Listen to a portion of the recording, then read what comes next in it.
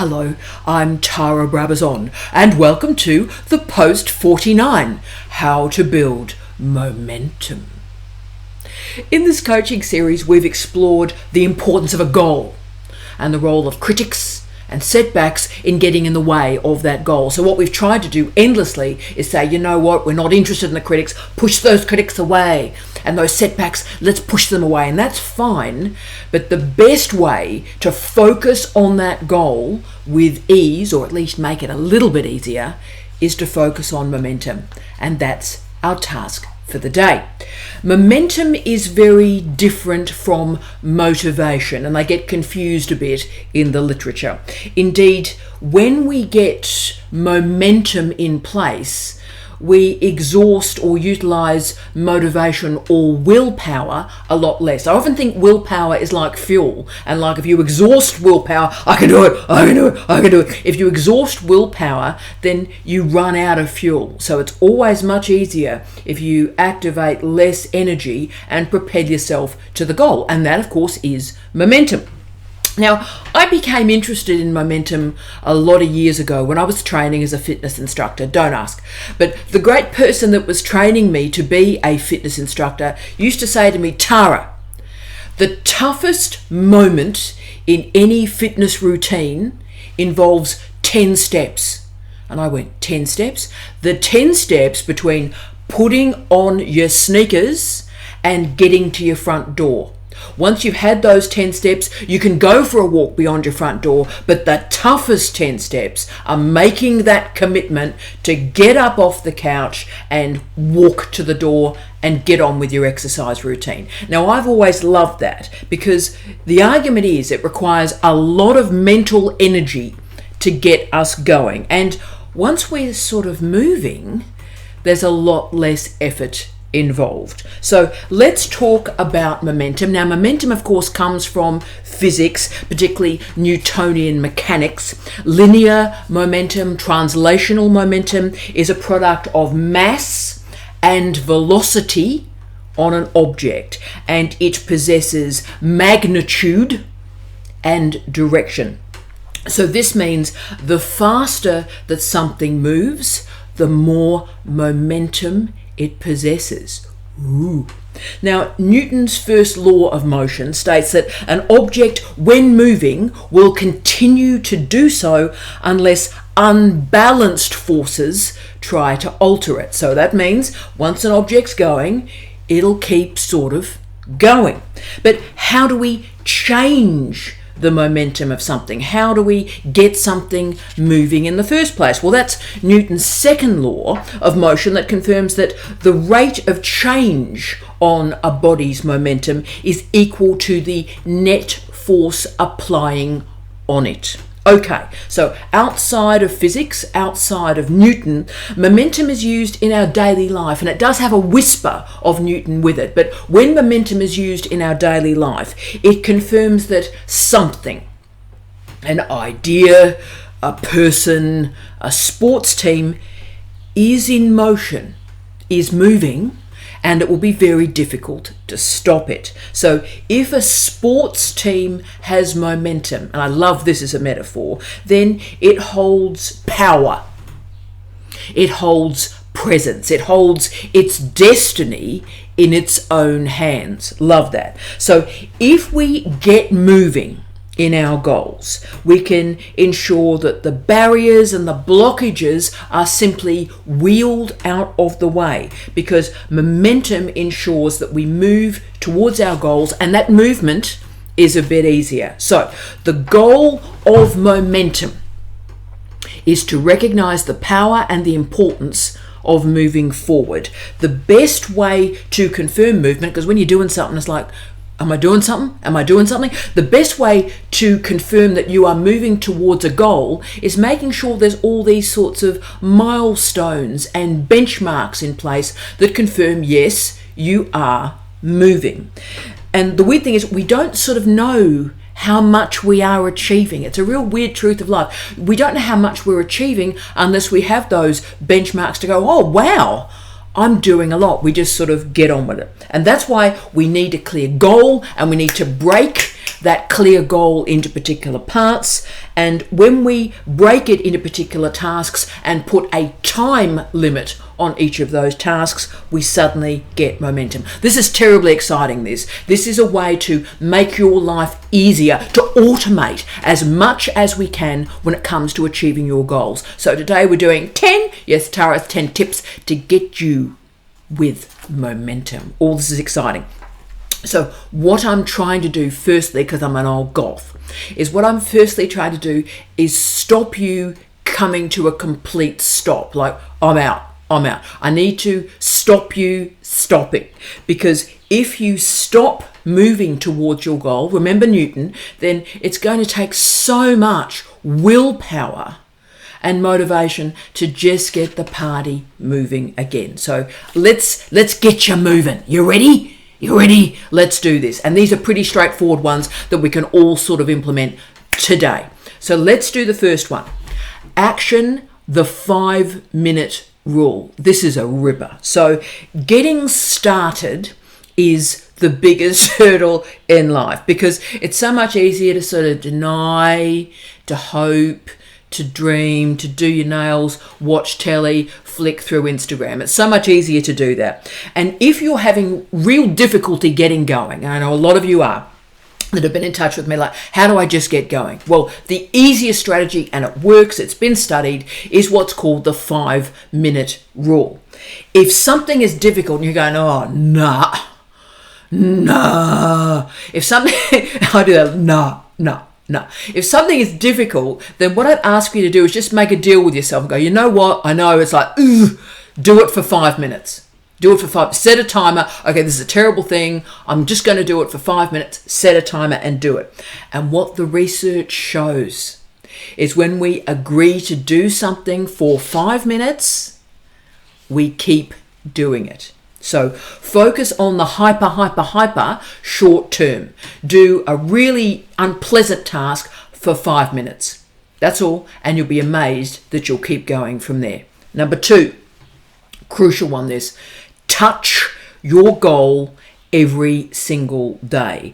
Now, I do a lot of work with part-time PhD students, fantastic human beings that have a full-time life, full-time job, full-time family, full-time caring responsibilities, and are also sort of doing a PhD as well. They're an incredibly inspirational group. And my singular advice to this group is always touch the thesis every day. Let me explain what I mean. Don't aim to do 6 hours every day because you don't have the 6 hours to do it. People, I'm gonna do 6 hours on this tomorrow. No, you're not. You haven't got 6 hours in your life. But what you have got is 30 minutes. So give your goal 30 minutes today. 30 minutes is enough to work towards a goal and give you momentum, but you have to do it every single day. So if you have a goal, touch it. Touch the goal every single day. Don't wait for tomorrow and think that everything's going to be better tomorrow. Trust me, nothing is going to be better tomorrow. Today is as good as this is going to get. So please complete your goal and enable momentum when you, every day, you are planning to succeed by just touching your goal and giving it 30 minutes and getting on with your life. Fantastic. 3. This is a big one. This changed my life. I implemented this about 10, 15 years ago, and it changed my life. So 3, too many goals dilute, dissolve, or murder momentum. So planning is crucial. We know that. And the creation of a goal is crucial. But the trouble is, a lot of us, me, I used to do this all the time, overplan. So we create too many goals, and then we sort of believe in this weird thing called multitasking. And of course, all the research has shown, I know sort of leadership models still argue multitasking is useful. All the research shows that multitasking is a waste of time. So we end up frantic, we end up confused, and we flip from idea to idea, and we never actually finish anything. And of course, we lose focus. So if we want momentum, then focus and clarity are required. We all know those people, and maybe we are those people. I was this person that create the long list. Now, less is more. Less is more. Particularly if you're stressed, particularly if you're getting lost in the mess of work. And again, a lot of you have written to me with exactly that diagnostic. Like, I'm just getting, there's so much to do, I'm just lost in it, okay? What you need to do is strip everything away. Return to a single goal, start and finish it. Complete that goal. You're teaching yourself, again, how to complete a goal. Touch it every day. And when you do that, you're moving yourself into momentum rather than paralysis. Yeah. So this is crucial. You know, I just wish we could tattoo this on our foreheads. Never confuse busyness with efficiency. Start something and finish it. And therefore that leads us to 4, pick your clear goal. Okay. The challenge when trying to build momentum is to work out, well, actually, which goal am I going to select? It's all a mess. To get this momentum thing, which goal am I going to pick? And there's good research on that. So let's do it.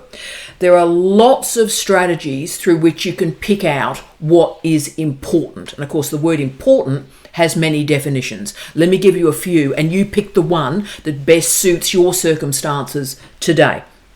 One way to define a really good or important goal is, say we're dealing with publications for a moment, is pick the publication that is closest to completion. Find the goal that's closest to completion. So say you're trying to finish your PhD.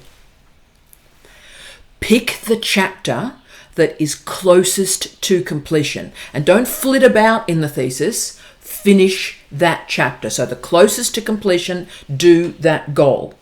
Another strategy, particularly if you're having trouble getting that momentum or that priority, or just getting yourself back together because you're so paralyzed, the best goal to pick, the best and most important goal to pick in that point is the easiest one. So look at everything you have to do and say, right, what is the easiest goal for me? And finish that one. And don't judge yourself. That's an easy goal, but you've finished it. So you're learning, you're andragogically learning once more how to complete a task. Another strategy that works very well too is what's important. Pick the oldest task. So look at your whiteboard, look at your list, look at your diary and go, what is the thing that's been hanging about for a few days, a few weeks, or indeed a few years? And the mental energy that you'll gain from getting rid of that old task, you will not believe. So sometimes the oldest task, getting that done, winning. Finally, and this is a good one, again, if you're really struggling getting yourself focused and moving, pick the project that you enjoy the most. Enjoyment matters in this because that gives you a really positive start when you're thinking about building your momentum. So for me, when I'm picking the jobs I do every day, I have one strategy, and that one strategy every day is complete the goal that's closest to being finished. So every day when I'm planning the night before, what's the thing that's closest to being finished? And that's the goal I work on the next day. And look, if motivation is your issue, it's like, then you know what? Pick the goal that you'll enjoy the most. Get the party started. Pleasure and enjoyment, they do matter in this conversation because writing is not pleasant. Research is not pleasant. There are always fantastic things that we could be doing. We could be walking in the sunshine. We could be looking at the waves coming in on a beautiful beach. There are so many fabulous things we could be doing with our lives, and indeed with our time. And writing is difficult because it requires an intervention in our lives. It requires us to actively make a decision to do something that we will not enjoy. And that's why it's so difficult. But start, and that will give you momentum and make it easier. 5, another big one for me, simplify your working life. Oh yeah. We have 3 resources: time, energy, and focus. That's it. And when we simplify the systems that are at place at home or in the workplace, in your research, in your PhD, you start to automate what you can. And that creates stability and enables momentum. So you just reduce the number of working parts, moving parts in your life and focus on the goal. I do that a lot. So momentum requires that we prioritize. And trust me, this is not about working all the time. In fact, it's the exact opposite. It's about saying that's working time, and you know what? This is family time, this is leisure time, or this is, even more importantly, thinking time. Plan the night before. Have your desk ready for work. So for example, I record these vlogs very early on Friday morning, and so on Thursday night I have the entire recording space ready to go, so when I'm ready to start, it's ready to go. Okay, so don't waste a minute of your life. Focus. Planning these finite and definitive tasks means that, and this is the most important bit, you're not endlessly reacting to other people. You're not living a reactive life, but completing your priorities that may be addressing the needs of others, but most importantly, you are the star of your own life. So be proactive rather than reactive. Take control of your life, your time, your energy, and your focus. Boom. 6, another Brabazon one. 6, if you're in hell, keep walking. A lot of us have spent a lot of time in hell, hey? Now, if you're in hell, keep walking. So don't sit in hell and go, wow, man, it's hot in here, right? If something bad is happening to you, okay, and hi to everyone out there, right? If you're in the middle of a bad situation, then don't sit in it. Force yourself to get up and start walking. Be active. Walk out of hell. Walking out of hell requires momentum. Now, if you sit looking at hell, taking a leave of absence, going on sick leave, suspending, start drinking, big pharmaceutical, bit of a journey there, that's great. But what happens is all that stuff keeps you in hell. Pick yourself up, shoulders back, and keep walking. Refuse to allow yourself, your attitude, your sense of who you are and your value, stop allowing that to be determined by other people. And that is, even if someone is your supervisor, your boss, a fellow student, always remember that you are precious. You are precious. And also a key technique, I think, to separate yourself from your work is when people are commenting and chatting and critiquing your work, remember they're critiquing your work, they're not critiquing you. So start to really separate out, that's my work, that's a work goal, and this is who I am as a human, and there is space, there is difference there. So do not relinquish your happiness to the opinions of other people. Now, imposter syndrome can only exist if you believe that you are an imposter. You are brilliant. You are exactly where you need to be. Claim your place. Claim your space. What you're after is momentum, because it's momentum that'll make you successful. Success starts when procrastination and blame and shame and rudeness stops. So success is waking up in the morning, assuming responsibility for your own actions, working out what you can change and making decisions to change that, and working out what you can't change and just getting on with it. 7. Learn to manage discomfort. Harvey Segler stated that, quote, ordinary people seek entertainment, extraordinary people invest in learning, End of quote. So the problem, I think, is most of us attempt to move through life and avoid pain, avoid confusion, avoid worry, and hope that it's all going to be okay. Now, we know it's not, but we scroll through Instagram, we like our friends' posts, we look at how influencers are using their eyeliner at the moment, tremendous stuff. But momentum is lost when we live in the trivial, the shallow, and the superficial. So challenge occurs when you activate momentum, and you need to activate momentum, remember, get outside of comfort. Comfort creates conformity and complacency. Learning requires discomfort, challenge, confusion. And you see, that's why success is so difficult, because we have to move ourselves into the lane of discomfort. And we have to stay in the lane of discomfort. And you can see why it's so much easier to sort of stop and lapse into comfort and away from the challenge, the grit, the momentum that is required to reach a goal. Now, if you can recognize when you are in discomfort, and that's great, so this is not very comfortable, then that's great. Recognize it and speak the words. Because the moment you go, right, this is pretty uncomfortable, isn't it? You go, right, I'm in a learning moment here. This is uncomfortable. I am learning. This is a blessing. The problem is, I think, because the whole culture is geared really on seeking comfort and seeking ease, that we stop momentum. And of course, the moment that we stop momentum, we reverse, we have to change gears, and then we have to summon enormous energy to go again.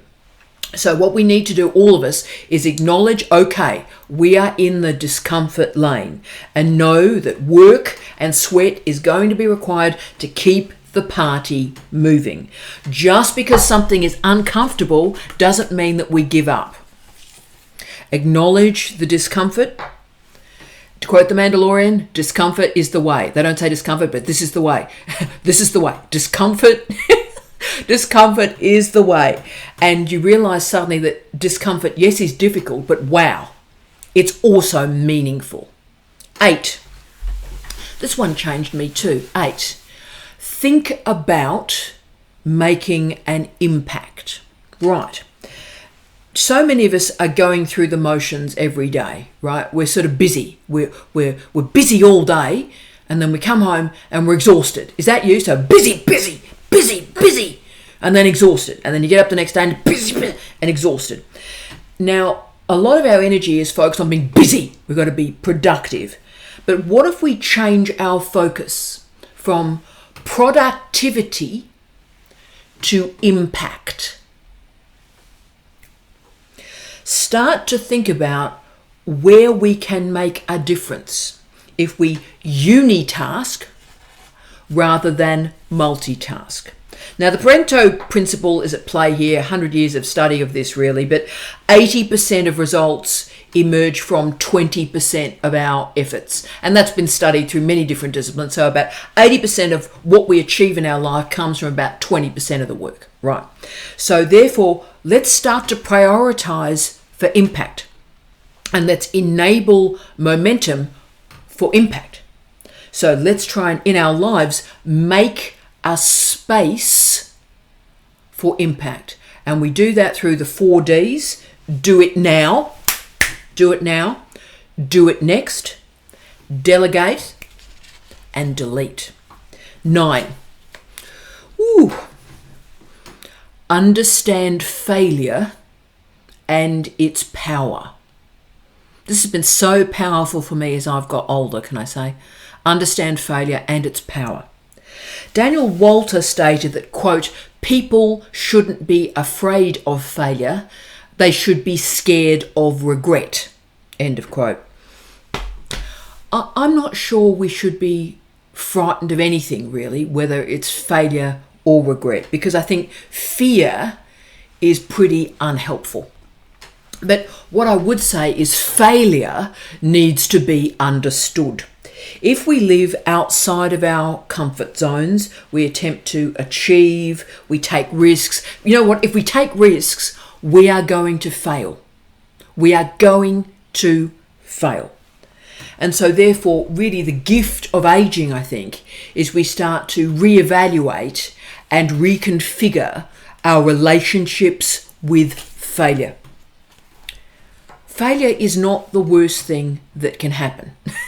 I think this ideology comes from when we're at school and we fail something. So when you fail something in a subject, then you are called a failure. Again, it's a blurring of the thing you do and the person. Stop doing that, right? So we've got this notion of if people fail, they are a failure. That's nonsense. What failing demonstrates is you have moved outside of your comfort zone. That is amazing. That is inspirational. That is powerful. And you've moved out of your comfort zone to try and achieve your goals. How amazing is that? So by reorganizing our relationship with failure, we have evidence that we are challenged. We have evidence that we're learning. So you know what? Give yourself permission to be a beginner. Give yourself permission to have a bad day. And 10, this is my mantra. I'm going to put this on a t-shirt if I wore a t-shirt. 10, keep showing up. Keep showing up. To activate momentum really only requires one thing. Keep showing up.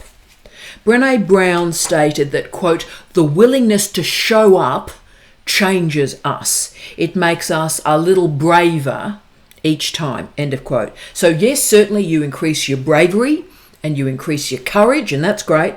But more importantly for me, really, showing up enables momentum because you're demonstrating how to keep going. And how you keep going is you continue to show up. Use whatever you can to keep going. But also know, this is a life lesson, also know that nothing exists unless we start. So start. Set a habit, set a goal, do a bit of a time block in each day, and stay connected with your goal. Touch your goal every day. Success happens with momentum, and momentum emerges when we show up. So no matter what, no matter how you're feeling, doesn't matter, show up. Come on, show up. And when we show up, we occupy the present in and for our lives, and we therefore walk with purpose and energy and attention into our future. I wish you love, light, and peace. Tea out.